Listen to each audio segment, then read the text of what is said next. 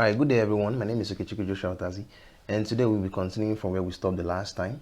The last time we met, we talked about the VLOOKUP, and I showed you how to use the VLOOKUP to find the matching values of a particular distributor ID in our data set. Alright, so we're going to continue working with this exact data set, and this is the data that we have over here. So what I did basically, friends, I just copied this data set and then I transposed it and pasted them over here. So we have a different data set this time around, laid down horizontally. And what we've been asked to do is to match the distributor's name that match with a certain ID, distributor's ID. So what we're going to be looking at right now is called the H lookup, or the horizontal lookup. The last time we talked about the vertical lookup, but our table this time around is structured in a horizontal manner, and we are trying to match the values. All right, so we are going to be using a H lookup, or the horizontal lookup. So I'm just going to double tap inside this box over here. All right, and I'm going to say equals to, and I'm going to say H lookup. But before doing that, friends, let me just show you a simple trick. You know how we used to do this. I always like to give a named range to my data set before delving into using the H lookup. So I'm going to click on this first cell over here, and then I'm going to hold my control key down, hold my shift key down, press the right arrow key and then the down arrow key. And then when I do this over here, friends, I want to name this particular cells that I've highlighted. So I'm going to come over to formulas, going to come over to new name manager, and then I'm going to click on new. I'm just going to name this data set. We've always named the data set, so I'm going to just give it the name data set, and I'm going to click on OK. All right, a new data set has a new named range has been created called data set.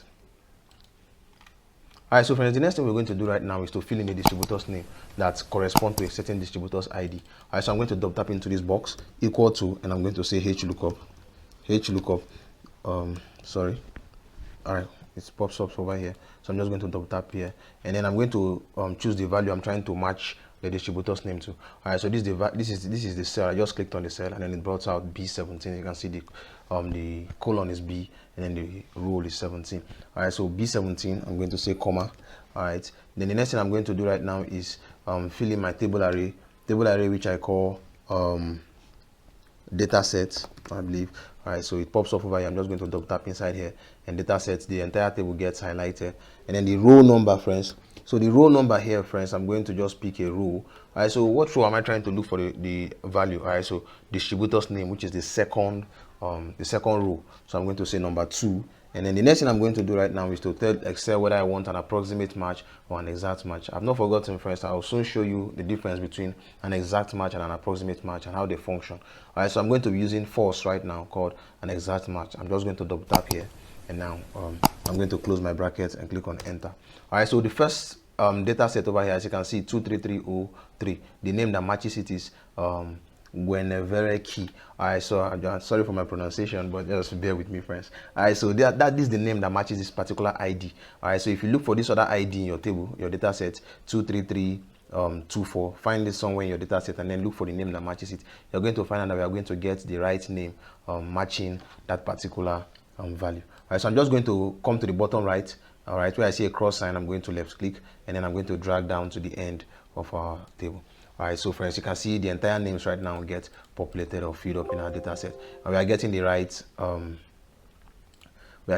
names in our data set. Alright, so friends, that's basically how we use the H lookup to get the right values in our data set. Alright, so friends, the next thing we are going to do right now is to do the sales channels. Alright, I'm going to do the sales channels, and then I'm going to leave you to do the revenue section just because of time. Alright, so friends, let's quickly do that of revenue sales channels. What I'm going to do right now is I'm just going to copy this entire formula over here. It's the same thing, friends, and I'm going to just paste it over here. I'm going to just paste it over here. Right, and then I'm going to open it up and edit it. Alright, so what I'm going to do right now, the same value we're looking for, data set, but this time around sales channels exist in what particular row number? 1, 2, 3, 4, 5, 6, the 6th row number. So I'm just going to change the number 6, and that's all I'm going to do right now. Click on enter, and of course everything should be giving me retail sales channels because I didn't there's no variability in the sales channels. I'm very sorry for that, but friends, try practicing that of revenue section for yourself.